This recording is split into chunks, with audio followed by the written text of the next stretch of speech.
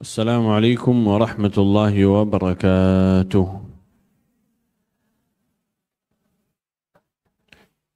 الحمد لله رب العالمين، والصلاة والسلام على أشرف الأنبياء وسيد المرسلين، نبينا وحبيبنا وشفيعنا محمد صلى الله عليه وسلم وعلى آله وصحبه أجمعين. اللهم علمنا ما ينفعنا وانفعنا بما علمتنا وزدنا علما. سبحانك لا علم لنا إلا ما علمتنا إنك أنت العليم الحكيم. Maha suci Allah, saya tidak memiliki ilmu apa-apa, hanya saja yang diberikan oleh Allah Subhanahu wa Ta'ala. Alhamdulillah, dengan izin Allah Subhanahu wa Ta'ala kita bisa bertemu bersama-sama duduk di rumah Allah Subhanahu wa Ta'ala. Dan bagaimana kata Rasulullah sallallahu alaihi wasallam, man salaka tariqan yaltamisu fihi ilman sahhalallahu lahu tariqan ilal jannah. Barang siapa yang lagi cari jalur menuntut ilmu, Allah Subhanahu wa Ta'ala akan dimudahkan badannya jalur masuk surga. Jadi mudah-mudahan dalam dudukan kita ini diberikan atau dikurniahi oleh Allah Subhanahu wa Ta'ala, kita bisa mendapatkan ilmu yang bermanfaat, yang mudah dipahami, mudah diingat, mudah dikerjakan, dan insyaAllah kita bersama-sama mudah masuk surga ya Rabbal Alamin. Abah, Ibu yang dirahmati Allah Subhanahu wa Ta'ala, gimana kabar semuanya, sehat? Alhamdulillah. Masih semangat? Alhamdulillah. Dengan izin Allah Subhanahu wa Ta'ala kita bisa ketemu. Tapi sebelum saya mulai, saya ingin menyampaikan, jangan memikirkan kalau saya yang duduk di kursi ini artinya saya yang punya ilmu yang luas atau lebih luas dari jamaah, tidak. Tapi alhamdulillah dengan izin Allah Subhanahu wa Ta'ala saya hanya saja diberikan kesempatan untuk melanjutkan dakwah almarhum kakak saya. Dan alhamdulillah selalu kita berusaha mendekatkan diri kepada Allah Subhanahu wa Ta'ala. Apalagi yang sering menjadi sebagai tugas almarhum Syekh Ali Jabir, yaitu mari kita bersama-sama kembali kepada Al-Quran. Dan kita selalu berusaha untuk mendekatkan diri kepada Al-Quran. Karena bagaimana kata ahli ilmu, makin anda dekat dengan Al-Quran, makin anda dekat sama Allah Subhanahu wa Ta'ala. Kita mendekatkan diri kepada Allah Subhanahu wa Ta'ala pertama-tama melalui apa yang diperintahkan oleh Allah Jalla wa'ala. Amal ibadah yang wajib dulu. Kalau sudah dijaga amal ibadah yang wajib, pintu yang termudah selanjutnya untuk masalah-masalah sunnah yang termudah dan yang membawakan banyak keberkahan adalah Al-Quran. Karena kalau kita lihat Allah Subhanahu wa Ta'ala, tugas para nabi dan rasul supaya kita bisa kenal sama Allah Subhanahu wa Ta'ala, supaya kita mensempurnakan amal ibadat kita, supaya saya bisa menguatkan iman saya. Bahkan sering kita bahas dan sering kita bertanya, Syekh, Ustaz, Habib, iman saya naik dan turun. Gimana cara saya menguatkan iman saya atau saya menetapkan iman saya dalam darajah yang tertinggi? Solusinya atau caranya banyak cara. Banyak sekali. Tapi yang termudah adalah Al-Quran. Kata Allah Jalla wa'ala, Inna hadzal Qur'ana yahdi lillati hiya aqwam wa yubashshirul mu'minina alladhina ya'maluna as-salihati anna lahum ajran kabira. sesungguhnya Al-Quran salah satu jalur yang telah diberikan oleh Allah Subhanahu wa taala untuk mendatangkan petunjuk, hidayah. Yang sering kita minta ihdinas siratal mustaqim, siratal ladzina an'amta 'alaihim ghairil maghdubi 'alaihim waladdallin. Hidayah ini Allah Subhanahu wa taala dijelaskan salah satu cara yang termudah adalah Al-Quran, mendatangkan hidayah. Yahdi lillati hiya aqwam, aqwam yang paling istiqamah. Wa yubashshirul mu'minin, dan mendatangkan atau memberikan kabar-kabar gembira untuk orang-orang yang beriman. Alladzina ya'maluna as-salihati anna lahum ajran kabira. Mereka yang beriman dan mereka membuktikan iman mereka dengan amal salih. Karena masalah iman ini sebenarnya amalan kalbu. Amal ibadat kita dibagi dengan 3. Amal ibadat kita dibagi dengan 3. Yang pertama amalan kalbu. Amal ibadat kalbu. Amal ibadat qalbu ini tu iman, hafal Al-Quran, masalah percayaan kita kepada Allah Subhanahu wa taala, percaya melalui sabar saya akan mendapatkan pahala, percaya hanya saja amalan qalbu. Tapi apakah ada amalan tangan? Tidak. Ada amalan lisan? Tidak. Hanya saja qalbu. Sebelum masuk salat, niat saya salat. Sudah dapat. Tidak. Apakah harus dilafazkan? Tidak. Tapi kalau saya lafazkan boleh atau tidak boleh. Kita tidak akan masuk masalah fikih. Yang itu boleh atau tidak, masalah khilaf, tidak. Tapi yang penting masalahnya itu apa? Amalan qalbu. Amalan yang kedua itu amalan lisan. Amal lisan. Ada beberapa ibadah yang dilaksanakan atau dibuktikan melalui lisan kita. Masalah percayaan kita sama Allah Subhanahu wa taala, percayaan kita sama hari kiamat, hisab, surga, neraka, ini semuanya amalan kalbu saja. Dan ada juga amalan lisan. Zikir, baca Al-Quran, tasbih, tahlil, istighfar, ini amalan lisan. Syahadat, melafazkan syahadat, amalan lisan. Kalau Anda bisa menggabungkan amalan kalbu dengan lisannya, pahalanya akan dilipat sama Allah Subhanahu wa taala. Orang yang berzikir, istighfar, dapat pahala. Tapi kalau berzikir dan menghadirkan di hatinya dosa yang sudah dikerjakan, dapat pahala dan dosanya juga dihapus sama Allah Subhanahu wa taala. Jadi pahalanya dilipat sama Allah Subhanahu wa taala atau dibesarkan. Apalagi kalau dikumpul yang ketiga, membuktikan amal ibadat kita melalui perbuatan kita. Perbuatan kita, sedekah, mengeluarkan harta, atau salat, gerakan salat, haji. Haji butuh fisikan badan. Apalagi banyak amal ibadah yang butuh kuat badan. Jihad, ikut perang di jalan Allah Subhanahu wa taala, ini kuat badan. Dan ada beberapa ibadah yang telah diberikan oleh Allah Subhanahu wa taala yang mengkumpulkan tiga-tiganya. Contoh salat. Salat tidak sah kalau tidak ada niat. Harus salatnya dengan niat. Salat zuhur atau asar. Salat qada atau salat ada. Niat. Berapa rakaat saya akan salat. Apalagi di dalam salat kita tidak sah. Ini salah satu hal yang harus kita meningati sama jemaah. Kalau Anda lihat anakmu misal atau suami atau istri, ketika salat, ada banyak di antara kita yang mungkin ketika salat,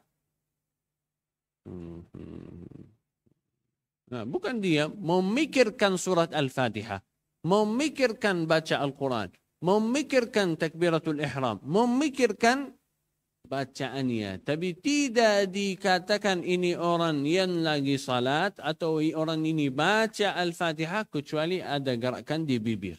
Harus ada gerakan di bibir kita. Baca Al-Fatihah, buktinya ada gerakan di bibir. Alhamdulillah. Baru ini orang yang baca Al-Fatihah. Tidak ada gerakan, mohon maaf, salatnya tidak sah. Nah, salatnya tidak sah. Nah, subhanallah. Ini juga bagian dari salat. Dan juga salat kita butuh perbuatan. Yang itu gerakan. Jadi salat mengumpulkan tiga-tiga dia. Amalan qalbu, lisan, dan perbuatan. Al-Quran juga bisa. Kalau kita lihat secara umum, Al-Quran enggak ada kecuali masalah baca. Baca Al-Quran sudah selesai. Tapi ketahuilah yang dirahmati Allah Subhanahu wa taala, Al-Quran mengumpulkan tiga macam zikir.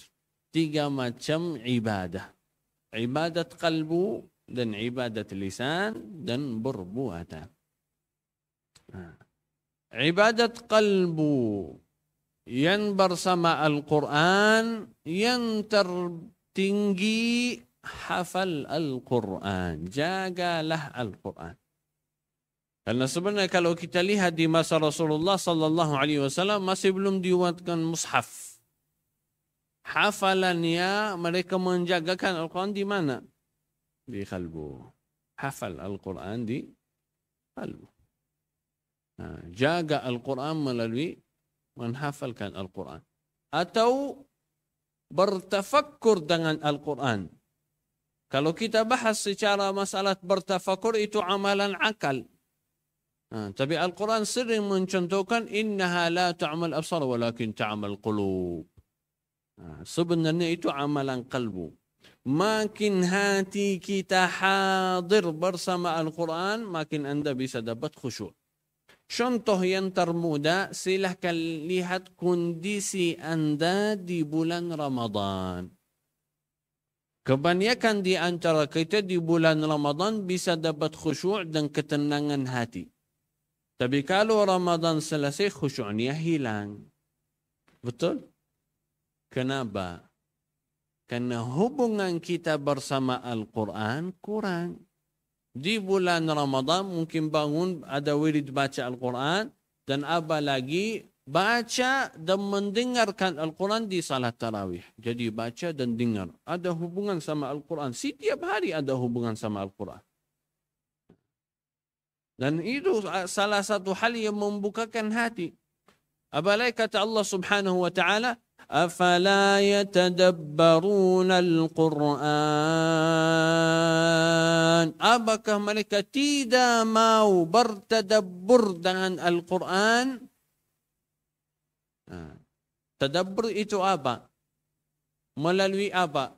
Melalui akal. Kata Allah Subhanahu wa taala, "Afala yatadabbaruna al-Qur'an am ala qulubin aqfaluha?"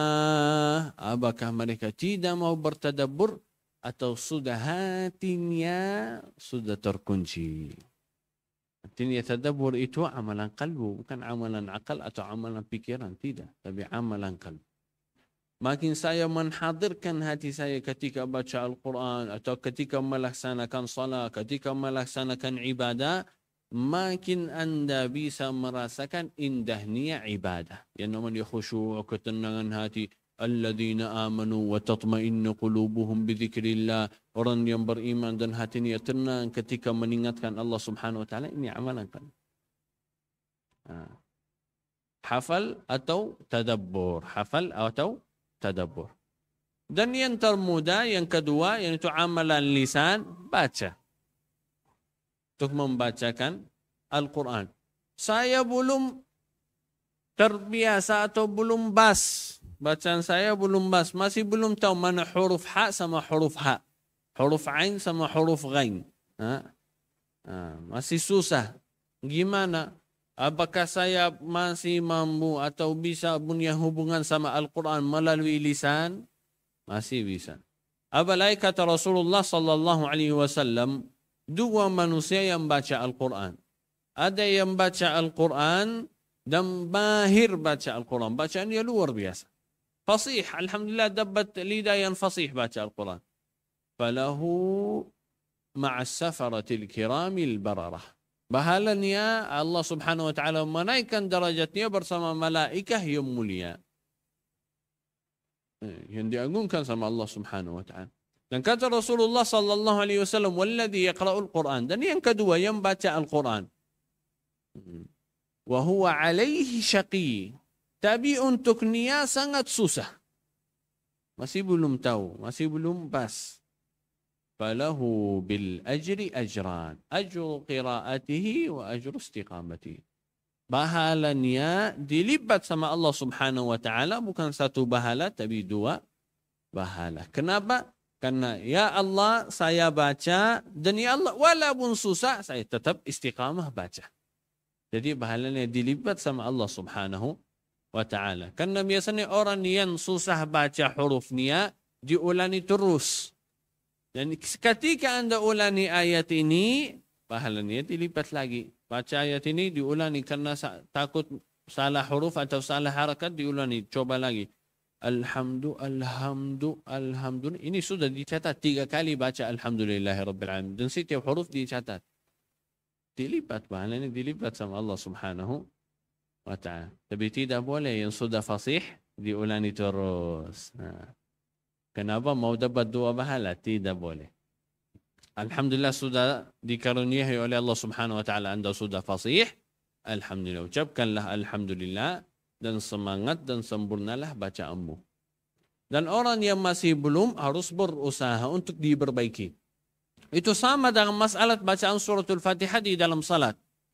Boleh kita keluar dari materi ini bahasan fikih. Orang yang salatnya diterima dan orang yang salatnya tidak diterima. Ditolak sama Allah subhanahu wa ta'ala. Orang yang mengerjakan rukun-rukun salat. Yang jaga rukun-rukun salat. Salatnya sah dan diterima sama Allah subhanahu wa ta'ala. Rukun-rukun salat saja. Dan di antara rukun-rukun salat ini ada surat Al-Fatihah. Pertanyaannya. Apakah kalau ada orang yang lagi baca Al-Fatihah tapi dengan cara yang salah, salatnya diterima atau ditolak? Ini agak bahaya. Mungkin saya 20 tahun bacaan suratul Fatihah saya masih salah. Berarti 20 tahun salat saya tidak diterima. Susah kan? Ada 4 kondisi. Masalah fikih ini. Ada 4 kondisi. 2 yang diterima sama Allah subhanahu wa ta'ala dan 2 yang akan ditolak sama Allah subhanahu wa ta'ala. Yang pertama orang yang baca dengan baik dan sengaja baca dengan baik. Ketika berdiri saya sudah fasih dan ketika salat bacaannya fasih. Alhamdulillah salatnya sah. Dan mudah-mudahan kita dapat ini darahnya. Yang kedua, orang yang tidak bisa baca dengan fasih. Masih susah baca. Belum huruf H masih susah. Tapi berusaha untuk diperbaiki. Saya berusaha untuk diperbaiki. Tapi sering lupa. Tapi tetap istiqamah. Tetap perbaiki. Ketika jumpa sama orang yang bacaannya baik atau bacaannya benar, saya minta tolong perbaiki bacaan saya. Syekh atau ustazah atau perbaiki bacaan saya. Dan diperbaiki terus. Tapi masih salah terus juga. Orang ini salatnya sah dan diterima sama Allah subhanahu wa ta'ala. Kenapa? Karena ingin diperbaiki. Berusaha. 2 yang kedua yang ditolak sama Allah subhanahu wa ta'ala. Yang pertama, yang mampu baca Al-Quran dengan baik dan sempurna, tapi sengaja di dalam salat tidak baca dengan baik dan sempurna. Apakah ada yang sengaja tidak baca dengan baik dan sempurna? Ada. Yang itu buru-buru. Salatnya Allah. Baca apa ini? Allah. Apalagi tambah terasa. Alhamdulillah. Sudah baca Al-Fatihah belum? Ulang lagi. Alhamdulillah. Juga cepat sekali sih. Enggak terasa. makan satu huruf atau diambil satu harakat atau dipotong ini atau dipotong ini. Mohon maaf, salat ini walaupun orang ini mampu untuk baca Al-Quran dengan baik dan sempurna, salatnya tidak sah. Apalagi bisa jadi dosa dan maksiat di sisi Allah Subhanahu wa taala. Kenapa? Karena tidak menghormati ibadah yang diperintahkan oleh Allah Subhanahu wa taala. Karena ini akan termasuk rukun yang kedua, yaitu rukun tuma'ninah, yaitu tenang. Tenang ketika baca dan tenang gerakannya, tenang bacaannya, tenang gerakannya. Nah, kondisi yang keempat yang ditolak sama Allah Subhanahu wa taala, orang yang tidak mampu baca dengan baik dan juga tidak mau diperbaiki. Kalau ditanya, yang penting baca saja, benar salah, apa itu hukum-hukum tajwid, enggak ada di masa Rasulullah. Nah, mohon maaf, itu diturunkan sama Allah Subhanahu wa taala, bukan dari Rasulullah, tapi diturunkan sama Allah Subhanahu wa taala masalah tajwid. Diturunkan sama Allah Subhanahu wa taala secara langsung. Kalau lihat di mushaf-mushaf di masa lalu, ada mushaf Uthman bin Affan radhiyallahu an, tidak ada harakat, tidak ada nukta-nukta, tidak ada, titik-titik tidak ada. Dari mana ini? Dari Rasulullah. Karena di masa itu mereka mampu untuk membaca Al-Quran tanpa harakat, tapi ada tajwidnya. Kenapa ada tajwid di masa sekarang? Itu sebagai memudahkan untuk yang ada di masa sekarang. Susah kita baca tanpa harakat. Susah kita baca tanpa harakat. Walaupun orang Arab kadang-kadang ada yang susah baca Al-Quran tanpa harakat. Kenapa? Karena bahasa masa sekarang jauh beda dari bahasa masa lalu. Bahasa masa sekarang jauh dari bahasa masa lalu. Banyak jemaah Indonesia yang memikir orang Arab pasti semuanya bisa baca Al-Quran. Tapi ternyata tidak. Bisa anda kalau umrah, silahkan kasih di jalan menuju ke Masjid Nabawi atau di Masjid Nabawi. Kasih sama anak atau sama orang tua atau siapa saja. Bilang, buka mushaf surat Al-Baqarah, An-Nisa, Al-Imran, silahkan baca ayat ini. Pasti ketemu orang yang lagi susah baca. Ini ya, ini apa? Kesana ini ya. Walaupun tahu harakatnya juga masih susah. Kenapa? Karena bahasa yang dipraktikkan atau dipakai di masa sekarang bahasa amiyah. Bahasa amiyah bukan bahasa yang fasih, yang fusha. Jadi, itulah kondisi yang keempat, orang yang keempat ini yang tidak bisa baca dengan baik dan juga tidak mau diperbaiki. Tidak mau diperbaiki, salatnya ditolak sama Allah Subhanahu wa ta'ala. Ini 4 kondisi ketika anda membacakan Al-Quran, suratul Fatihah di dalam salat. Dan silakan contohlah dirimu di dalam salat. Apakah saya bisa atau tidak? Kalau tidak bisa, apakah saya mau perbaiki atau tidak? Dan mohon maaf, tidak ada yang mau perbaiki khususnya surat Al-Fatihah kecuali Allah Subhanahu wa taala akan dimudahkan kepadanya untuk dibaca dengan baik. Dan bisa jadi sudah bertahun-tahun diulangi terus belum mampu, tapi pahalanya tetap dapat 2, bukan 1 tapi 2, dilipat sama Allah Subhanahu wa taala. Dan inilah amalan lisan, yaitu membaca Al-Quran, membaca Al-Quran. Kalau tidak mampu baca Al-Quran atau susah lama-lama baca Al-Quran. Kalau baca Al-Quran karena susah hurufnya, ucapkan huruf, jadi saya gak lewat 10 menit, tidak saya capek. Gimana? Silakan baca ilmu Al-Quran, anda dapat pahala. Tapi pahalanya beda, bukan setiap huruf 10 kebaikan. Nah, ini khusus Al-Quran. Kalau baca ilmu Al-Quran, anda mendapatkan pahala ilmu Al-Quran. Membelajarkan ilmu Al-Quran. Kondisi yang kedua, praktik. Gimana cara saya mempraktikkan Al-Quran? Kan amalan ibadah itu ada 3. Amalan kalbu, amalan lisan, dan perbuatan. Gimana saya melaksanakan perbuatan Al-Quran? Ada yang jawab? Bismillah, ada? Dapat hadiah. Ustaz, siapkan. Praktik Al-Quran, gimana caranya? Mudah sekali. Bismillah. Mempraktikkan Al-Quran di dalam hari-hari kita. Gimana cara itu? Menamalkan isinya. Menamalkan isinya. Lihat akhlak Nabi Muhammad sallallahu alaihi wasallam sebenarnya dari mana? Kata Aisyah radhiyallahu anha, kana khuluquhu Al-Quran. Akhlak Nabi Muhammad Al-Quran. Kata Umar bin Al-Khattab radhiyallahu anhu, kita belajar 10 ayat di masa Rasulullah. Selesai belajar, hafal. Selesai hafal, dipraktik. Isinya ayat sabar, hari ini saya orang yang sabar. Ini praktik. Ayat tentang akhlak, hari ini saya berakhlak. Ayat hari ini istighfar. Hari ini saya orang yang beristighfar. Ini mempraktikkan Al-Quran. Mempraktikkan Al-Quran. Dan ini bisa termasuk amalan yang pahalanya sangat besar di sisi Allah Subhanahu wa taala. Kenapa? Karena Anda bisa mendapatkan manfaat Al-Quran secara langsung. Secara langsung.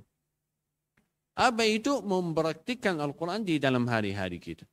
Karena bisa jadi orang yang hafal Al-Quran, tapi Al-Quran di hari kiamat tidak mendatangkan syafaat. Tapi Al-Quran jadi musuhnya di hari kiamat. Kenapa?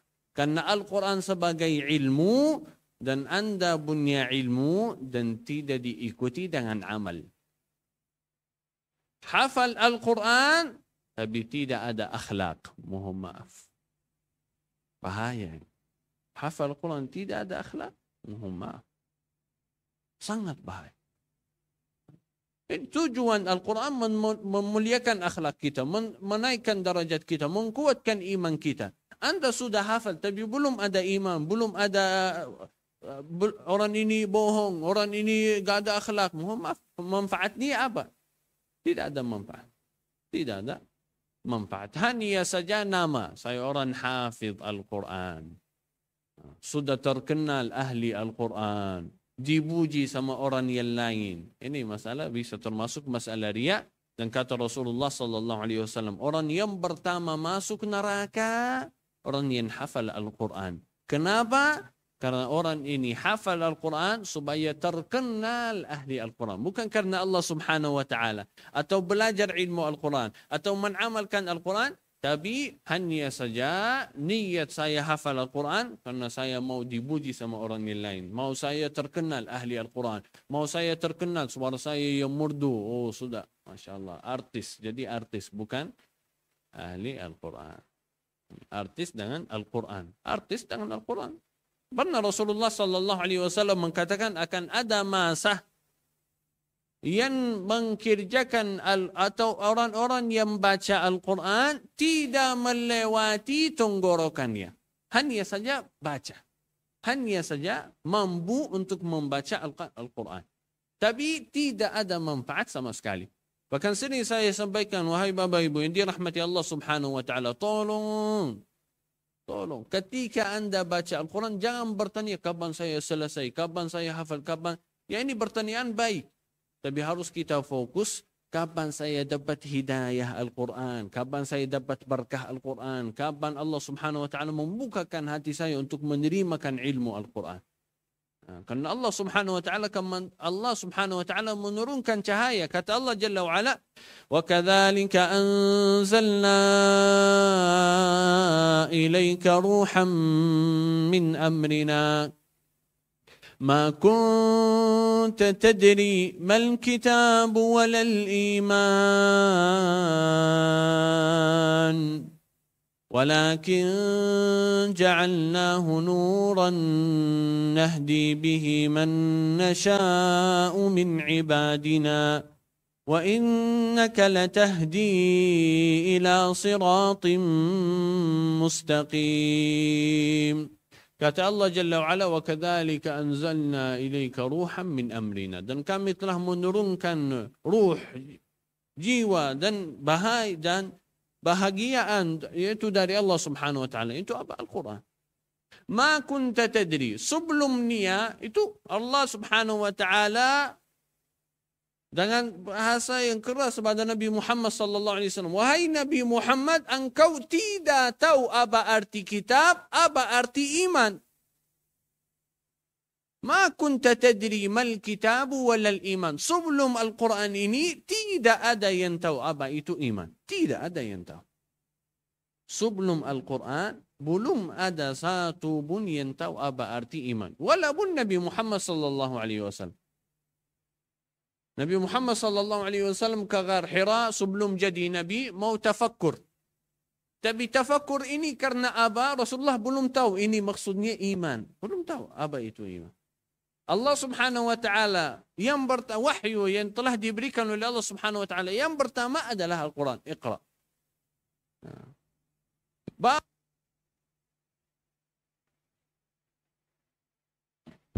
Baru sesudah Al-Quran ini Allah Subhanahu wa taala menjelaskan apa arti iman pada Nabi Muhammad sallallahu alaihi wasallam. Ma kunta tadri mal kitab wal iman walakin ja'alnahu nura. Tapi kami menjadikan Al-Quran sebagai cahaya. Cahaya apa? Nahdi bihi man nasha'u min ibadina. Cahaya yang akan mendatangkan petunjuk dari Allah Subhanahu wa taala untuk siapa? Hamba-hamba yang dipilih oleh Allah Subhanahu wa taala. Dan mudah-mudahan kita semuanya dipilih oleh Allah Subhanahu wa taala. Nahdi bihi man nasha'u min ibadina wa innaka latahdi. Dan wahai Nabi Muhammad, kamu akan mendatangkan petunjuk. Nah, sudah dapat iman, sudah diturunkan sama Allah Subhanahu wa taala melalui iman tersebut Al-Quran ini. Wa innaka latahdi. Kamu akan mampu untuk mendatangkan hidayah ilmu. Nabi Muhammad tidak mungkin mendatangkan hidayah, mengeluarkan kita dari kegelapan untuk cahaya Allah Subhanahu wa taala. Tapi Nabi Muhammad sallallahu alaihi wasallam menjelaskan saja. Ini perintah Allah. Ini gelap, ini cahaya, ini surga, ini neraka. Baru kita terserah kita mau atau tidak. Jadi Rasulullah tidak mampu mendatangkan hidayah secara langsung, tapi Rasulullah menyampaikan ilmu itu sebagai cahaya. Kalau Anda menambilkan ilmu tersebut, Anda bisa membawakan cahaya atau mendatangkan cahaya Allah Subhanahu wa taala. Wa innaka latahdi ila siratim mustaqim. Jalur yang lurus. Nah, jalur yang lurus itu doa orang muslim yang pertama. Ihdinas sirata al-mustaqim. Dan ketahuilah yang dirahmati Allah Subhanahu wa taala ini semuanya kalau kita lihat secara apa yang kita bahas tadi, sebenarnya Al-Quran bisa dijadikan sebagai solusi hidup. Solusi hidup. Anda di dunia harus jaga 3 hubungan. Kalau mau selamat dunia dan akhirat, harus jaga 3 hubungan. Hubungan kita sama Allah, hubungan kita sama diri sendiri, dan hubungan kita sama orang lain. Hubungan kita sama Allah Subhanahu wa taala melalui taqwa. Dan wasiat yang sering kita dengarkan dari Al-Quran, wasiat taqwa. Dari mana saya mendekatkan diri kepada Allah? Bagaimana saya jaga taqwa dan hubungan saya sama Allah Subhanahu wa taala? Melalui Al-Quran, silakan. Hubungan saya sama diri sendiri melalui apa? Wa atbi'is sayyi'atal hasanata tamhuha. Yaitu ketika berdosa, ketika malas, ketika gak semangat, gak bisa ibadah, gak bisa jadi orang salih, tapi tetap istiqamah dan tetap taubah kembali kepada Allah Subhanahu wa taala. Dari mana kita belajar saya harus kembali kepada Allah Subhanahu wa taala? Dari mana kita belajar saya tidak boleh putus asa sama rahmat Allah Subhanahu wa taala? Dari mana saya belajar Allah Subhanahu wa taala yang Maha Pengampun? Dari mana saya tahu Allah Subhanahu wa taala akan menghapus semua dosa-dosa saya? Dari Al-Quran. Jaga hubungan kita sama diri sendiri bisa dibuktikan dengan Al-Quran. Dekatlah dirimu dengan Al-Quran, Anda bisa mentenangkan dirimu. Dekatlah dirimu dengan Al-Quran, Anda bisa jaga hubunganmu sama Allah. Yang ketiga, hubungan kita sama orang yang lain, itu sudah jelas, akhlak. Kata Rasulullah sallallahu alaihi wasallam, "Innama bu'ithtu liutammima makarimal akhlaq." Saya ditugaskan oleh Allah Subhanahu wa taala untuk memuliakan akhlak. Dan kata Aisyah radhiyallahu anha, akhlak Nabi Muhammad adalah Al-Quran. Akhlak kita dibelajar dari mana? Al-Quran. Kenapa kita mengatakan Al-Quran sebagai solusi hidup? Karena Al-Quran ini akan membawakan 3 hubungan. Hubungan kita sama Allah, hubungan kita sama diri sendiri, dan hubungan kita sama orang yang lain. Dan makin kita mendekatkan diri kepada Allah Subhanahu wa taala melalui Al-Quran, Allah Subhanahu wa taala akan mendatangkan solusinya. Anda punya masalah, Anda punya musibah, bisa mendengarkan lagu-lagu dan mengingatkan kesedihan Anda. Oh, kenapa? Ingat. Atau bisa mendengarkan Al-Quran, kalau tidak mendatangkan solusi, pasti akan mentenangkan hatimu. Walaupun enggak ngerti. Dan itu mudah sekali, boleh kita lihat di sosial media. Wallah, sosial media di masa sekarang sudah dimudahkan semua ini. Bisa ada orang yang non-muslim, belum pernah dengar Al-Quran. Banyak hal-hal yang terjadi di dalam hidupannya. Yang mungkin belum pernah ada kebaikan. Tiba-tiba melewati orang ahli dakwah yang ada di Inggris atau di Amerika atau di mana-mana, yang mereka buka suara Al-Quran. Atau dikasih silahkan dengar 2 minit atau 1 menit. Dengar 1-2 ayat, rasa yang belum pernah dirasakan. Dari mana? Ini apa ini? Karena sebenarnya ini kata-kata Allah Subhanahu wa ta'ala. Ini secara langsung. Anda ingin mendengarkan Allah Subhanahu wa ta'ala, dengar Al-Quran. Dengar Al-Quran. Dan kalau Anda ingin bicara sama Allah Subhanahu wa ta'ala, jagalah salatmu. Anda bisa bicara sama Allah Subhanahu wa ta'ala melalui salat, dan Anda bisa mendengarkan Allah Subhanahu wa ta'ala melalui Al-Quran. Cara yang termudah untuk dihayati hati kita dengan Al-Quran, ketika Anda baca Al-Quran, jangan mengatakan Al-Quran ini diturunkan oleh Allah Subhanahu wa ta'ala secara umum untuk orang muslimin dan muslimat. Tidak. Betul, tapi jangan. Kalau mampu, bayangkan Al-Quran ini diturunkan sama Allah Subhanahu wa ta'ala 1400 tahun yang lalu, tujuannya untuk saya. Ya ayyuhalladzina amanu, wahai orang yang beriman, tapi bayangkan, ya Allah saya orang mukmin. Wa ayyuhalladzina amanu, wahai orang yang beriman, ayat ini tujuannya saya. Wahai orang yang beriman, ya Allah saya orang yang beriman. Maksudnya saya. Wahai saya, fulan. Jadi, makin saya bisa membayangkan ayat ini untuk saya pribadi, saya langsung akan cari. Ya Allah, ada apa? Wahai orang yang beriman, beritanya apa? Ceritanya apa? Dan langsung saya dibuktikan dengan amal. Dibuktikan dengan amal. Dan mudah-mudahan Allah Subhanahu wa ta'ala menaikkan derajat kita, menguatkan iman kita, ya Rabbal Alamin. Dan mudah-mudahan Allah Subhanahu wa ta'ala memudahkan lidah kita jadi fasih baca Al-Quran. Dan mendatangkan berkah Al-Quran, hidayah Al-Quran, cahaya Al-Quran. Dan mudah-mudahan Allah Subhanahu wa ta'ala mencatat kita, anak-anak kita, cucu-cucu kita, dan keluarga kita jadi ahli Al-Quran. Yang dikatakan sama Nabi Muhammad sallallahu alaihi wasallam, mereka lah keluarga Allah Subhanahu wa ta'ala. Yang dijaga oleh Allah Subhanahu wa ta'ala, menaikkan darajat mereka, menghapuskan dosa-dosa mereka, menutupkan aib-aib mereka. Dan mudah-mudahan Allah Subhanahu wa ta'ala, kalau ada di antara kita yang lagi sakit, punya penyakit, semoga disembuhkan sama Allah Subhanahu wa ta'ala. Kalau ada di antara kita yang punya hutang, semoga dilunaskan sama Allah Subhanahu wa ta'ala. Kalau ada di antara kita yang masih jomblo, semoga dapat jodoh yang salih dan salihah. Kalau ada yang sudah nikah, semoga dapat keturunan yang salih dan salihah. Mudah-mudahan Allah Subhanahu wa ta'ala, kalau kita punya hajat, punya inginan, punya niat, semoga dimudahkan sama Allah Subhanahu wa ta'ala, ya Rabbal Alamin.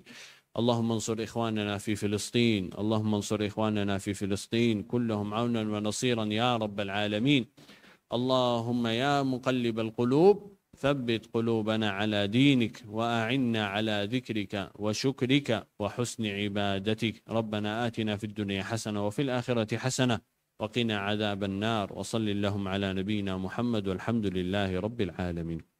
Alhamdulillahi Rabbil Alamin. Bapak Ibu yang dirahmati Allah Subhanahu wa ta'ala, seperti yang kita sampaikan, selalu kita berusaha mendatangkan hidayah dari Allah Subhanahu wa ta'ala. Tapi harus kita meyakini bahwasannya jalur hidayah itu sangat mudah. tapi yang susah istiqamah di dalam jalur hidayah. Hidayah itu mudah, tapi istiqamah itu yang susah. Jadi sering berdoa ini supaya jadi sebagai amalan.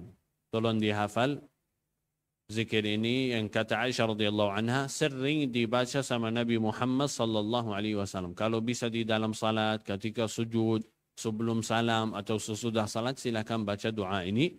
Dan itu doa istiqamah. Allahumma ya muqallibal qulub, tsabbit qalbi ala dinik. Maksudnya, ya Allah yang membolak-balik hati, tetap hatiku dalam agamamu. Yang sering baca doa ini Muhammad sallallahu alaihi wasallam. Yang sering baca doa ini Muhammad sallallahu alaihi wasallam. Jadi Rasulullah belum terasa saya hebat atau saya nabi, saya rasul, ibadah saya sempurna, saya akan mendatangkan syafaat, tidak. Tapi Rasulullah minta, ya Allah tetapkan kami istiqamah. Apalagi kita di masa sekarang. Mungkin kalau jaga 5 fardu, sunnah qabliyah ba'diyah langsung terasa orang saleh. Nah, mohon maaf. Jangan terasa hebat, jangan terasa lebih baik dari orang lain, tapi minta, saya alhamdulillah ahli Al-Quran. Ya Allah tetapkan kami ahli Al-Quran. Alhamdulillah ahli Qiyamul Lail. Ya Allah yang membolak-balik hati, tetap hatiku ahli Qiyamul Lail. Alhamdulillah berbakti baik sama orang tua. Ya Allah tetapkan hatiku orang yang berakhlak. Alhamdulillah dapat ini. Ya Allah tetap hatiku orang ini. Minta sama Allah subhanahu wa ta'ala. Ya Allah tetapkan kami istiqamah. Tetapkan kami istiqamah. Hidayah itu mudah, tapi istiqamah di jalur hidayah itu yang susah. Dan mudah-mudahan kita dapat istiqamah ya Rabbal Alamin. Barakallahu fikum. Dan mohon maaf kalau ada salah atau khilaf. Billahi taufiq wal hidayah. Wassalamualaikum warahmatullahi wabarakatuh. Saya lihat ini Masya Allah kurang lebih masih 1 jam 20 menit. Jadi boleh 2 sisi lagi. Boleh Ustaz Azim? Tanya jawab. Tapi sebelumnya saya mau bertanya, boleh? Saya akan bertanya 2 pertanyaan dari saya, nanti 2 pertanyaan dari jamaah. Tapi pertanyaan saya insya Allah ada hadiah. Yang bisa jawab dapat hadiah. Tapi syarat, mohon maaf saya punya 1 syarat. Kalau saya nanti bertanya, dan mohon maaf tidak ada yang jawab, tausiah yang saya sampaikan diulangi lagi ya. Nanti sampai subuh, sampai asar, sampai maghrib saya gak ada masalah. Karena mohon maaf duduk sudah Masya Allah 40 menit ini, tapi ternyata tidak ada yang ngerti, itu bahaya. Kemarin saya safari dakwah di Sumatera Barat, Bu. Selesai tausiah kurang lebih 40 menit. Ada ibu bertanya, Syekh tadi bagi bahasa apa? Sama Ustaz. Atau Ustaz, ibu gak fokus tadi dengar. Dan mohon maaf saya fokus lihat, gak fokus dengar. Dan lihat kulitnya putih, hidungnya mancung. Ini pakai skincare apa ini? Ini bahaya. Ya. Dudukan kita di majlis ilmu ini tujuannya kita mendapatkan ilmu dan kalau mampu untuk mempraktikkan ilmu tersebut. Jadi Bapak Ibu yang dirahmati Allah Subhanahu wa taala, ada beberapa pertanyaan dari saya dan mudah-mudahan ada yang jawab. Saya yakin ada yang jawab. Pertanyaan yang pertama. Amal ibadat kita bisa dibuktikan dengan 3. Siapa di mana? Ustaz Azim. Kita lihat ibu-ibu ya. Saya mau yang pakai kacamata tapi ternyata 3 ini. Ada 2 nih. Ada 2 nih, Syekh. Yang mana nih? Yang di tengah. Yang bunga-bunga. Silakan, Bunda.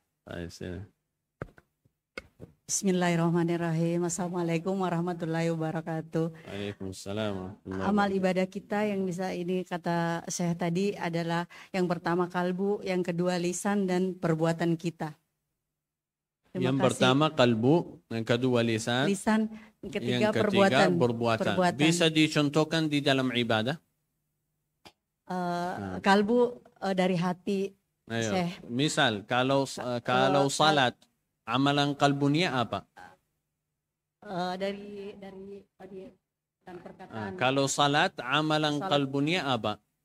niat. Bisa niat, Iya, niat. ketenangan hati, Iya. usaha khusyuk, Khusyuk, ini iya. termasuk amalan kalbu. Kalbu. Amalan lisan apa? Berucap yang Mengucapkan, gerakan bibir ketika baca zikir Baca dan Al-Quran, baca baca ayat ayat. Al-Quran, ada Iya. gerakan di bibir kita. Itu amalan lisan. Kalau Perbuatan, perbuatan, ini tuh so- sujud, rukuk, sujud, duduk, iya. ini Seperti amalan salat. perbuatan. Masya Allah. Dapat Terima hadis. kasih saya. Sudah disiapkan belum? Buku. Taib. Agar rumah terasa surga. Salah satu buku yang dituliskan sama almarhum Syekh Ali Jabir. Taib, boleh. Boleh saya bantu motor? Siapkan. Ini mau.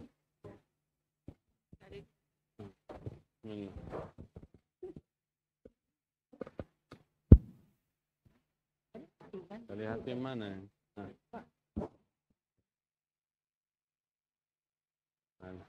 Jazakumullah khair. Terima kasih, alhamdulillah. Berarti satu lagi saya tanyanya. Baik, ini hadiah dari tim. Ini tuh agar rumah terasa surga. Salah satu buku yang dituliskan sama almarhum Syekh Ali Jabir. Dan insyaAllah ada hadiah lagi dari saya. Ini tuh 50.000 insyaAllah. Ayo Syekh, pertanyaannya. Baik, pertanyaan yang kedua. Real lo ini. Pertanyaan yang kedua. Tadi saya menyampaikan salah satu zikir. Yang kata Aisyah radhiyallahu anha, zikir ini yang sering dibaca sama Nabi Muhammad sallallahu alaihi wasallam. Doa yang termasuk salah satu doa yang paling dibaca sama Nabi Muhammad sallallahu alaihi wasallam. Siapa? Ya. Ya, Ibu yang pakai hitam. hitam. Ya. Ya. Bismillah. Ibu Leli. Maju.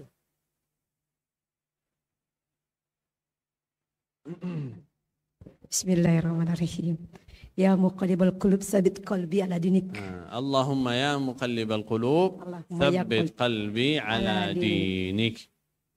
Dan doa ini kata Aisyah radhiyallahu anha sering dibaca sama Nabi Muhammad sallallahu alaihi wasallam. Tujuan doa ini apa? Allahumma ya muqallibal qulub thabbit qalbi ala dinik. Jaga hati untuk apa? Kebaikan Al-Quran. Nah. Bacanya Al-Quran. Untuk apa? Tujuan hati untuk membaca Al-Quran. Untuk istiqamah. Istiqamah. Ya Allah yang membola balik hati. Ganti manusia. Tetap ini maksud doa Allah Subhanahu wa taala menatap hati kita untuk melaksanakan sesuatu atau tetap di dalam agama Islam. Ya Allah tetap hatiku dalam agamamu. Ini tuh istiqamah sampai meninggal dunia. Jangan terasa hebat atau lebih baik dari orang yang lain, tapi minta ya Allah tetap hatiku istiqamah. Jadi ini gimana dapat 50 atau 25 ya? Baik.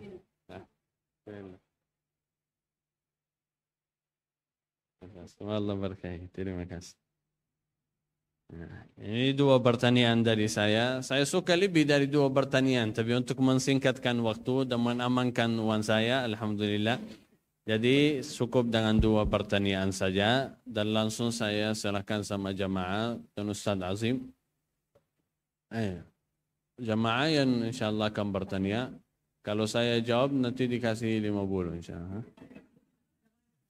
Baik, silakan. Assalamualaikum warahmatullahi wabarakatuh. Waalaikumsalam warahmatullahi wabarakatuh. Ustaz, saya mau bertanya tentang amal perbuatan dan yang ada di ayat Al-Quran tentang memuliakan anak yatim. Ketika ada kegiatan anak yatim, tetapi anak yatim itu dipandang hanya sebagai properti saja gitu. Objek aja gitu, jadi cuman cari simpati terus anak yatim itu tidak dimuliakan, cuma hanya dikasih uang tapi tidak dapat merasakan kehadiran sosok ayah dan tidak membuat anak yatim itu bahagia. itu dalam amalan perbuatan hukumnya gimana gitu? Nah, semua amal yang kita kerjakan itu tergantung niat kita. Makin niat kita sempurna karena Allah Subhanahu wa taala, makin pahalanya besar. Makin pahalanya besar. Bisa ada orang yang pertama sebelum mengeluarkan amalan atau mengerjakan amalan harus kita berusaha amalan yang saya akan kerjakan sesuai yang diminta sama Allah Subhanahu wa taala. Bukan sesuai mendapatkan saya ini amalan yang baik, tidak. Tapi sesuai yang diminta sama Allah Subhanahu wa taala. Jadi kalau dicontohkan masalah anak yatim ini, harus saya betul-betul meyakini benar-benar ini betul anak yatim atau tidak. Betul-betul anak yatim ini butuh atau tidak. Makin butuh, makin lebih mulia. Makin betul ini anak yatim, makin benar. Karena saya, mohon maaf, saya lihat di Indonesia, ada yang sudah dewasa tapi mengatakan saya anak yatim. Mohon maaf, ini tidak menurut Islam, bukan anak yatim. Anak yatim yang masih belum dewasa dan ayahnya meninggal. Dan apalagi kalau ada ibunya meninggal mengatakan saya anak yatim. Anak yatim dari ibu. Nah, mohon maaf, tidak. Menurut Islam tidak dikatakan anak yatim. Yang ayahnya meninggal itu anak yatim dan tidak ada atau betul orang ini atau anak yatim ini butuh dan juga Allahumma salli ala Muhammad masih belum dewasa, baru ini dikatakan anak yatim. Ini dari kita. Apalagi saya tahu anak yatim ini kalau saya kasih sedekah atau infak atau apapun akan dikeluarkan di dosa dan maksiat. Lebih baik cari yang lain. Kenapa? Karena saya akan membantu untuk berdosa. Walaupun anak yatim lebih baik cari yang lain. Tapi saya mengkumpulkan, saya sudah tahu ini anak yatim.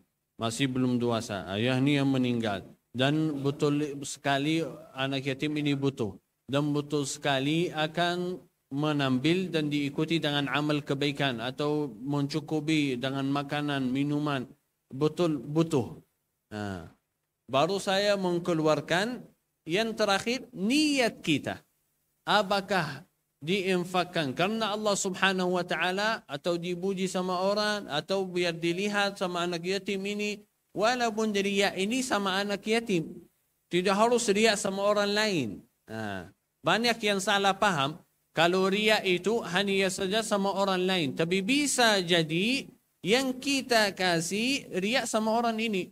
Lihat saya infak untukmu, saya bisa jadi. Jadi makin niat kita ikhlas, makin niat kita sempurna, dan makin kondisi ini baik dan sempurna, makin pahalanya besar. Dan itu bisa dicontohkan di dalam semua perbuatan kita, semua amal ibadah. Salat makin ikhlas, makin khusyuk, makin membayangkan berdiri di hadapan Allah Subhanahu wa taala, makin pahalanya besar. Sedekah yang biasa bukan anak yatim, makin dikeluarkan karena Allah Subhanahu wa taala, makin nominalnya yang betul-betul kita cukupi akan pahalanya lebih besar. Karena Rasulullah pernah mengatakan ada orang yang infak dinar, mungkin kita bilang di maskalan 1 juta, dan ada orang yang infak 10.000. Dan yang 10.000 ini pahalanya lebih besar dari yang 10 juta. Kenapa? Karena orang yang infak 10.000 ini tidak punya kecuali 20.000 dan infak 10.000. Jadi setengah hartanya. Dan orang yang infak 10 juta, Masya Allah, miliaran ada. Miliaran. Jadi itu sebagian dari hartanya, sedikit saja. Nah, orang yang menifakkan setengah hartanya lebih mulia. Jadi masalah anak yatim ini itu tergantung kondisinya dan tergantung niat kita masing-masing. Kita berusaha ketika Anda melaksanakan amal, ikhlas niatmu karena Allah Subhanahu wa ta'ala. Apalagi sering dikatakan sama ahli ilmu, Rasulullah sallallahu alaihi wasallam tidak membolehkan kalau ada yang minta sedekah kita tolak. kita tolak. Contoh, yang lagi di lampu merah atau orang fakir miskin di jalan, kalau mereka minta, kata Nabi Muhammad sallallahu alaihi wasallam tidak boleh ditolak. Maaf, tidak ada, tidak boleh. Walaupun saya tahu orang ini bohong. Tidak boleh ditolak. Kalau ada yang minta, lebih baik dikasih. Lebih baik dikasih. Kecuali kalau Anda sudah tahu orang ini akan diambil dan diikuti dengan dosa dan maksiat. Ini boleh kita berhenti. Dan dikeluarkan di tempat yang tetap. Tempat yang paling baik. Ahli Al-Quran atau ustaz yang atau sama imam masjid. Saya kasih imam masjid dan imam masjid sudah kenal. Ada tetangga yang di sini yang butuh, ada orang yatim di sini, ada orang yatim di sini. Apalagi ini bisa jadi bukan secara langsung dari kita. Bisa termasuk sedekah yang rahasia, sedekah yang sembunyi-sembunyi. Atau bisa dipilih amplopnya, dimasukkan uangnya, tutup, ditulis dari orang saleh. Atau dari apa saja, tapi jangan ditulis namamu. Ini ada rumah anak yatim atau ada rumah dari di belakang pintu. Jangan dikasih di bawah pintu. Ini betul-betul rahasia, tidak ada yang tahu kecuali Allah Subhanahu wa taala. Jadi masalah ini tergantung kondisinya dan ikhlas kita, niat kita. Boleh kita mencontohkan di semua amal ibadah kita, ya. Termasuk anak yatim, jelas. Ya, satu lagi mungkin saya. Ya, Baik. satu lagi ibu-ibu silahkan, ada. Ya, siapa ini? Mas dua-duanya aja. Ya boleh dua-duanya katanya. Ini Bu. Assalamualaikum warahmatullahi wabarakatuh. Ustadz, saya mau tanya, bagaimana cara supaya kita khusyuk dalam mengerjakan sholat? Karena kadang-kadang kita suka nggak khusyuk juga ya, banyak nggak khusyuknya, Tad. Terus yang kedua, saya mau kedua ya, satu lagi, kan di Indonesia itu suka ada santunan untuk janda-janda yang meninggal ya, Tad ya. Nah, yang saya tanyakan, apakah janda yang pisah tapi hidupnya susah juga boleh disantuni? Itu aja. Waalaikumsalam warahmatullahi wabarakatuh. Baik, untuk yang pertama, masalah khusyuk, harus kita tahu sebenarnya khusyuk ini sifatnya tiba-tiba. Sifat khusyuk tiba-tiba. Apa artinya? Bisa Anda melaksanakan salat, tiba-tiba dapat khusyuk dan tiba-tiba khusyuknya hilang. Bisa rakaat yang pertama khusyuk, rakaat yang dua tidak ada khusyuk. Rakaat yang ketiga ada khusyuk. Karena sifatnya tiba-tiba. Kapan khusyuknya datang? Makin Anda mensempurnakan salatmu. Supaya Anda mudah dapat khusyuk, ada dua kondisi. Ada perbuatan yang sebelum salah dan ada perbuatan yang di dalam salah. Ada perbuatan di luar salah sebelum salah dan ada perbuatan di dalam salah. Perbuatan yang di luar salah itu mensiapkan diri saya akan salat. Mensiapkan diri saya mau salat. Jadi duduk di masjid ngobrol iqamah langsung salat. Mohon maaf, tidak ada khusyuk. Tidak bisa. Tidak bisa. Main ketawa, masuk ke salat, Allahu Akbar. Mohon maaf, khusyuknya dapat. Tapi sebelum waktu salat, sudah tahu waktu salat akan masuk 10 menit, 15 menit, saya bersiap-siap. Wudu, tenang, baca Al-Quran. Mensiapkan hati saya untuk berdiri di hadapan Allah Subhanahu wa ta'ala. Masuk di masjid, sampai menunggu waktu iqamah, salat 2 rakaat, selesai. Baru mulai takbiratul ihram, sudah langsung dapat khusyuk. Kenapa? Karena sebelum masuk salat, Anda sudah siap. Anda sudah siap. Tapi lagi nopi, lagi ngobrol, lagi masuk ke salat, langsung salat. Salatnya sah. Tapi tidak bisa khusyuk. Tidak bisa khusyuk. Itu sama dengan masalah salat yang menjauhkan kita dari fahsya dan munkar. Apa itu? Salat yang sempurna, salah yang sempurna. Salat niat kita semua ni sah, tapi tidak mampu untuk menjauhkan kita dari syahsyat dan munkar. Kenapa? Karena salat ini tidak sempurna, tidak sesuai yang diminta sama Allah Subhanahu wa taala. Jaga gerakannya, jaga bacaannya, jaga hatinya, tidak memikirkan sesuatu. Apalagi kata Rasulullah sallallahu alaihi wasallam, kalau di tengah-tengah malam anda bangun, tiba-tiba bangun dan wudu, tiba-tiba bangun di tengah malam, silahkan wudu 2 rakaat dan salat 2 rakaat. Kata Rasulullah, syarat niat 1, la yuhadditsu fiha nafsah, tidak ada pikiran. Salah sempurna dari awal sampai terakhir, tidak ada fikiran, tidak ada fisikan qalbu, tidak ada fisikan syaitan. Thumma qala rabbi ighfirli, ghufira lah. Kalau minta ampun, semuanya akan diampuni sama Allah Subhanahu. 2 rakaat saja diampuni semua dosa-dosa, semua kesalahan kita. Wa idza du'iya istujiba lah, dan kalau minta doanya diijabah sama Allah Subhanahu wa taala. 2 rakaat saja, tapi syaratnya susah. La yuhadditsu fiha nafsah, tidak ada fisikan qalbu, tidak ada fisikan syaitan dari awal sampai terakhir. Ini yang susah. Apalagi satu ulama berkata, supaya saya dapat khusyuk dari awal sampai terakhir, saya sabar 20 tahun.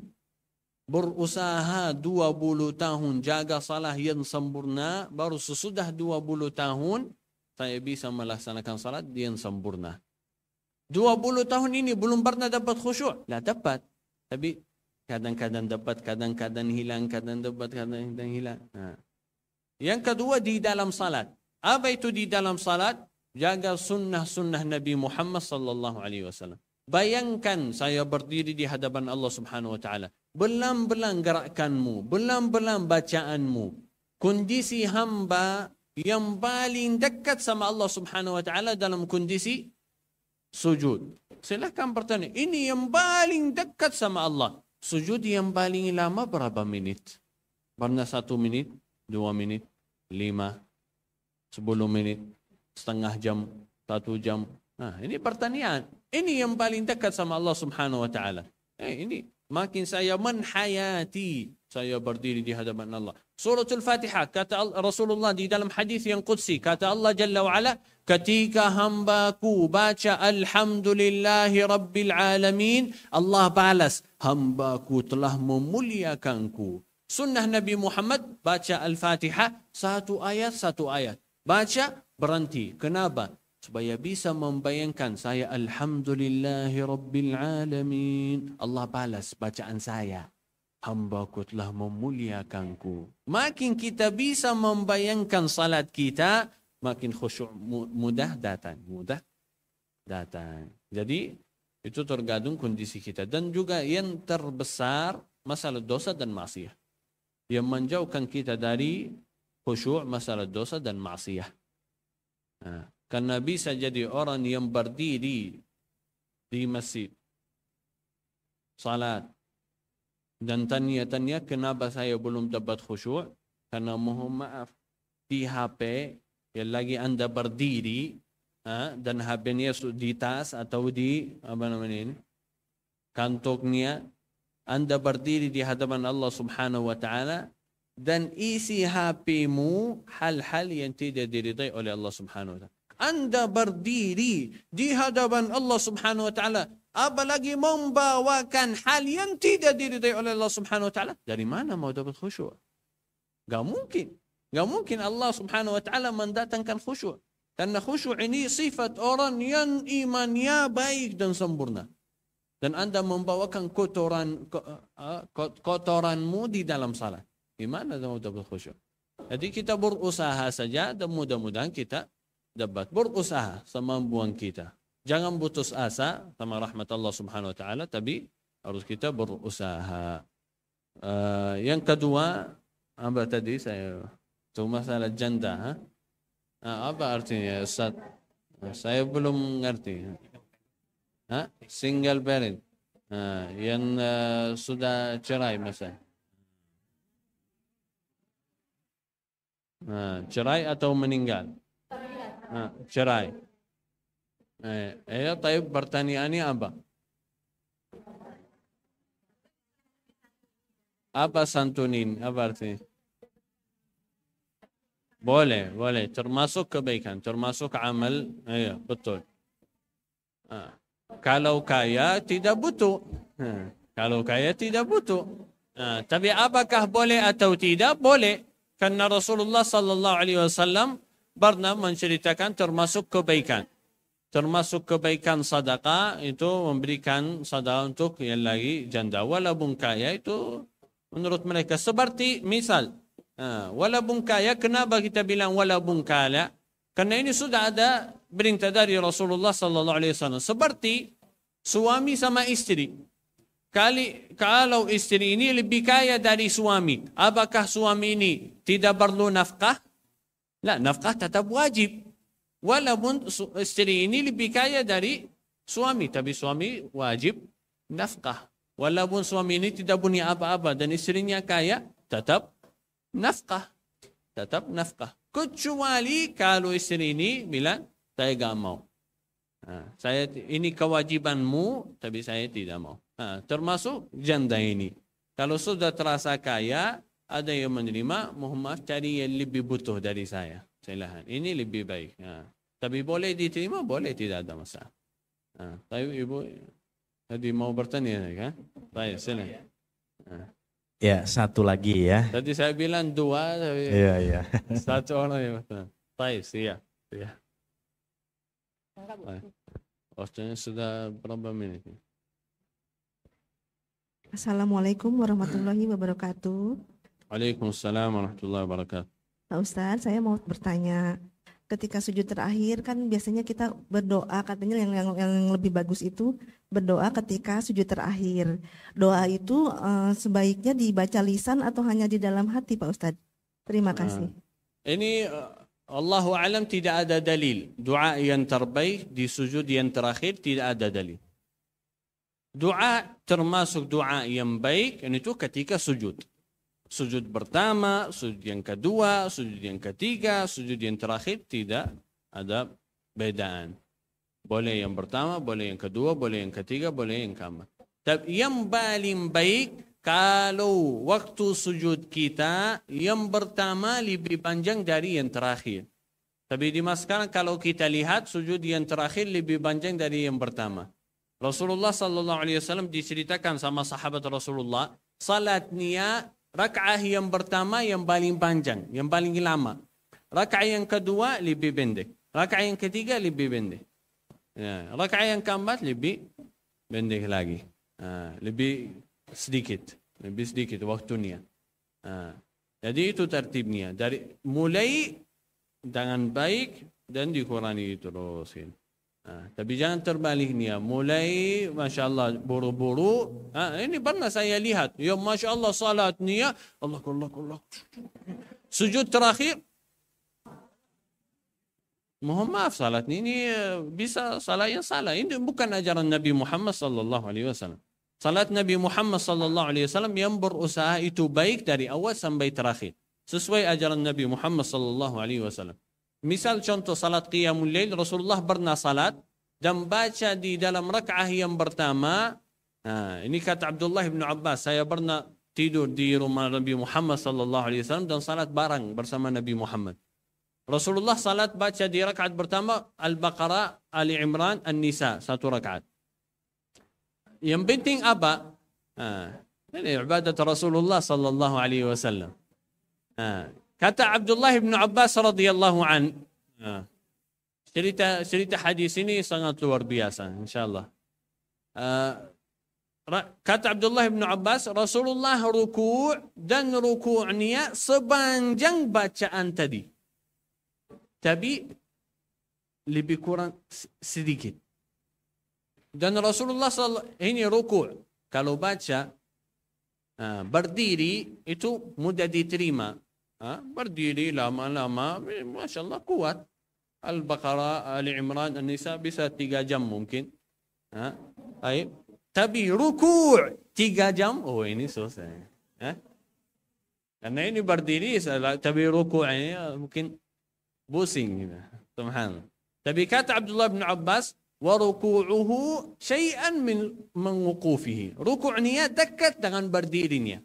Dan Rasulullah i'tidal. Dan i'tidalnya berdiri Sesudah ruku' ini dekat dengan waktu ruku'. Dan sujudnya dikurang waktunya, sampai rakaat terakhir waktu yang paling kurang. Jadi tertibnya di awal lebih panjang dari yang terakhir. Itu salat Nabi Muhammad sallallahu alaihi wasallam. Tapi apakah doa sujud di sujud terakhir lebih baik dari sujud di waktu yang lain? Tidak ada dalil, wallahu a'lam. Saya yang belajari belum pernah ketemu dalil yang sahih dari Rasulullah sallallahu alaihi wasallam. Mungkin ada, saya belum belajar, Allahu a'lam. Nah, baik, langsung aja Ibu. Yang di belakang tadi berdiri sambil mau bertanya. Bismillah, silakan. Waalaikumsalam warahmatullahi.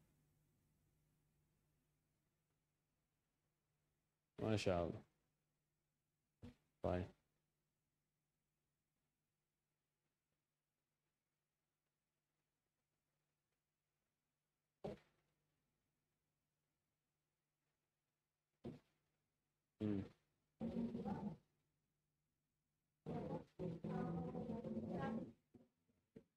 Tapi kita ambil satu-satu aja.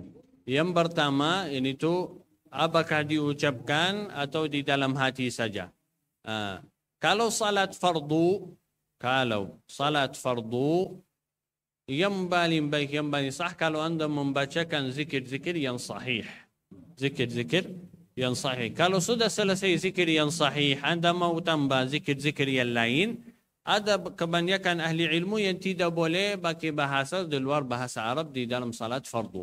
Tapi kalau salat sunnah, ada ulama yang membolehkan baca doa atau zikir walaupun melalui bahasa kita. Bahasa Indonesia boleh, tidak ada masalah. Wallahu a'lam, lebih baik kalau diucapkan. Tapi jangan sampai mengganggu orang yang lain.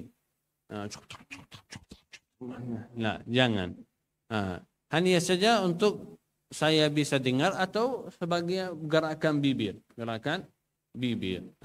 Dan bisa, Allah alam, saya belum punya dalil yang bisa menguatkan hati lebih baik dari lidah atau tidak. Tapi Allah alam, kebanyakan ayat-ayat Al-Quran yang mengajak kita untuk dibaca, itu sebagai pembukti. Karena kalau Anda di dalam hati ini bisa dijadikan sebagai pikiran saja. Dan pikiran kita sebenarnya tidak akan dihisab sama Allah Subhanahu wa taala.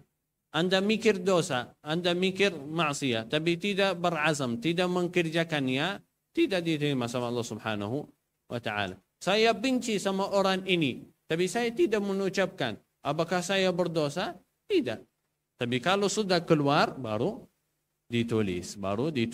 Dan juga termasuk masalah ibadah, lebih baik kalau dilafazkan. Kalau salat fardu, lebih baik bahasa Arab. Kalau salat sunnah, ada ulama yang membolehkan walaupun bahasa kita masing-masing. Baik. Makin doa niya lengkap, makin doa niya sempurna, makin doa ini penuh dengan emosi. Dan mohon maaf, kebanyakan di antara kita bisa emosi kalau dengan bahasa kita masing-masing. Kalau bahasa Arab susah ada emosi. Nah, jadi boleh walaupun bahasa kita. Nah, yang kedua.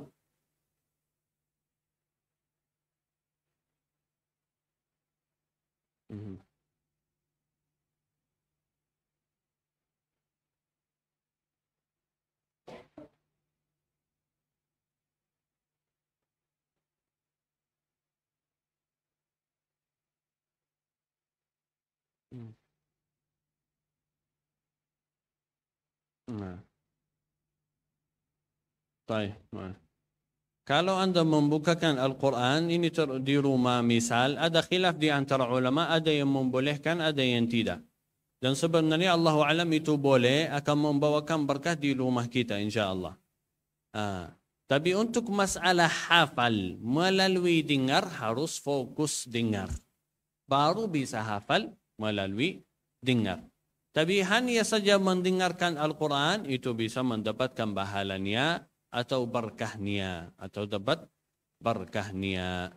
Tapi makin hati kita hadir, makin pahalanya besar. Nah, makin saya fokus, makin pahala kita besar. Tapi boleh atau tidak, insyaAllah tidak ada masalah, boleh. akan membawakan berkah di rumah kita. Nah, insyaallah. Baik.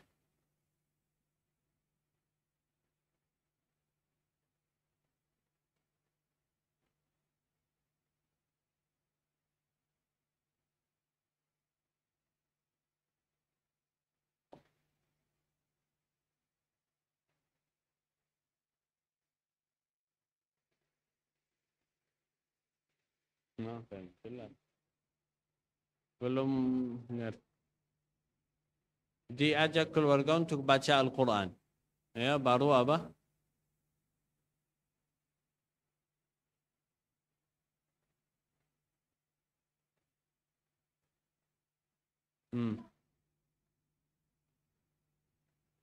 Baik. Wad'u ila sabili. Kata Allah Subhanahu wa taala, wad'u ila sabili rabbika bil hikmati wal mau'izatil hasanah. Ketika diajak untuk mendekatkan orang kepada Allah Subhanahu wa taala, ada syarat-syarat melalui hikmah dan kata-kata yang baik. Jangan dimaksa dan juga jangan dilapas. Boleh terserahmu mau atau tidak lah. Khususnya sama keluarga kita. Tidak boleh dilapas sama sekali dan tidak boleh dimaksa. Tapi dengan cara yang baik dan sempurna. Boleh dimulai 1 kali seminggu. Hari Jumat sudah cukup. Kalau sudah terbiasa boleh ditambah 2 hari seminggu. Kalau sudah terbiasa ditambah 3 hari seminggu. Dan kita lihat kemampuan kita. Jangan dimaksa. Dan lebih baik kalau kita mendatangkan contoh lebih dari memerintah. Mendatangkan contoh. Kita 12 bersaudara, alhamdulillah bisa terkenal ahli Al-Quran. Karena mohon maaf, fadilatnya bukan karena orang tua hafal Al-Quran. Tidak. Tapi orang tua juga tidak memerintahkan kita hafal Al-Quran. Orang tua tidak memerintahkan kita hafal Al-Quran. Tapi mencontohkan Al-Quran. Masuk ke rumah, ibu baca Al-Quran. Keluar dari rumah, baca Al-Quran. Di mana baca Al-Quran? Ada kita duduk bersama-sama hari Jumat, baca Al-Quran bersama-sama. Atau baca 1 hadis. Atau jangan banyak-banyak. Cukup. Kita duduk bersama-sama 1 halaman. Ada berapa? Ada 4 orang. Setiap orang baca 3 ayat. Baca 3 ayat. Yang terakhir baca tafsirnya. Tafsirnya Sadaqallahul Azim. Sudah cukup. Atau baca Riyadhus Salihin. Atau Arba'un Nawawiyah. Baca 1 hadis dan artinya sudah tutup. Selesai. Jangan dimaksa diri untuk melaksanakan ibadah. Tapi carilah ibadah yang termudah, yang paling istiqamah. Walaupun sedikit, tapi istiqamah. Kata Rasulullah SAW, ini amalan yang paling dicintai oleh Allah Subhanahu wa Ta'ala. Sedikit tapi istiqamah. Jangan dimaksa, jangan dilapas. Tapi diaturkan waktu kita, semampuan kita. Ini ada yang sibuk hari ini, sibuk hari ini, sibuk. Ada 1 hari yang kita bersama-sama 10 menit. Boleh mulai 10 menit saja. Kalau sudah terbiasa silahkan ditambah 15 menit, 20 menit. Sampai nanti insya Allah sudah terbiasa. Insya Allah nanti sudah terbiasa. Dan mudah-mudahan keluarga ini jadi keluarga ahli Al-Quran ya Rabbal Alamin. Amin ya Rabbal. Ustaz Azim, langsung saya serahkan sama Ustaz Azim. Dan mohon maaf kita tidak bisa menampilkan pertanyaan lagi. Karena ini sudah mau masuk waktu salat zuhur. Dan untuk mensingkatkan waktu, langsung saya serahkan sama Ustaz Azim. Dan insya Allah dalam waktu yang lain kita bisa membawakan acara lagi. Nanti insya Allah dikonfirmasi sama ibu nanti. Barakallahu fikum. Ustaz Azim silahkan. Ya, baik. Terima kasih kepada Syekh yang sudah menyampaikan ilmu kepada kita semua ya. Mudah-mudahan apa yang disampaikan oleh Syekh bermanfaat untuk kita semua. Amin ya Rabbal.